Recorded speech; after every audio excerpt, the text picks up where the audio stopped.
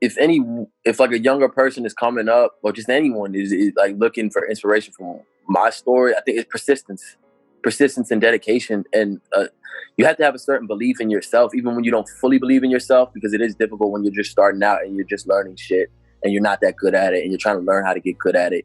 You have to have a belief in yourself. You know what I mean? I was never signed to a major label. I never did marketing and PR on all this music that's out. The whole majority that, like, Blissful Awareness is the first official project where I'm doing real PR. There's a real push. There's a real push behind it for people to hear it. Everything else outside of that, we just threw it out.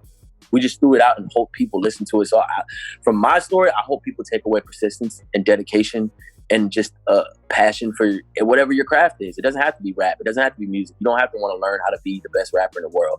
But whatever you do want to be, take time to perfect that shit. Take time to understand it, understand the nuances of it. Don't get so caught up in what everyone else is doing, because that's what, in terms of rap, that's what a lot of these kids are doing. They're just keeping up with the Joneses. They're worried about their fucking neighbor instead of worrying about themselves. And the healthiest, happiest artists that have real longevity, like an Atmosphere, like a K.A.A.N, those are dudes that know themselves. They're comfortable with themselves. They're not looking for approval.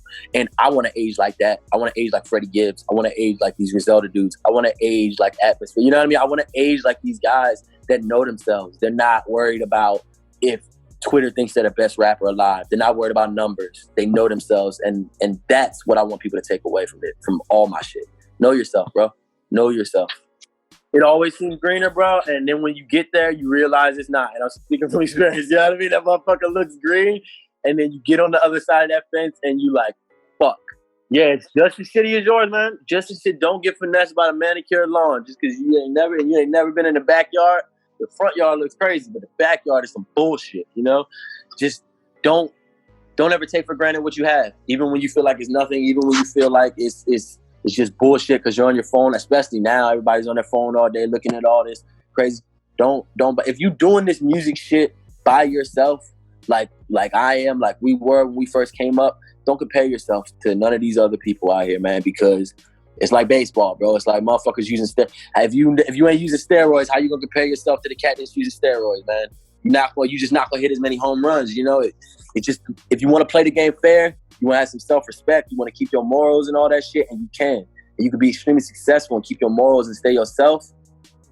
You ain't gotta do the bullshit, man. Don't compare yourself to the people that are playing into the bullshit. The motherfuckers that when their albums don't do well, they gotta come up with some internet antics.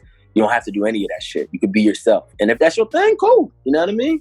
But just be yourself. I think that's the whole thing, bro. Just be yourself, man.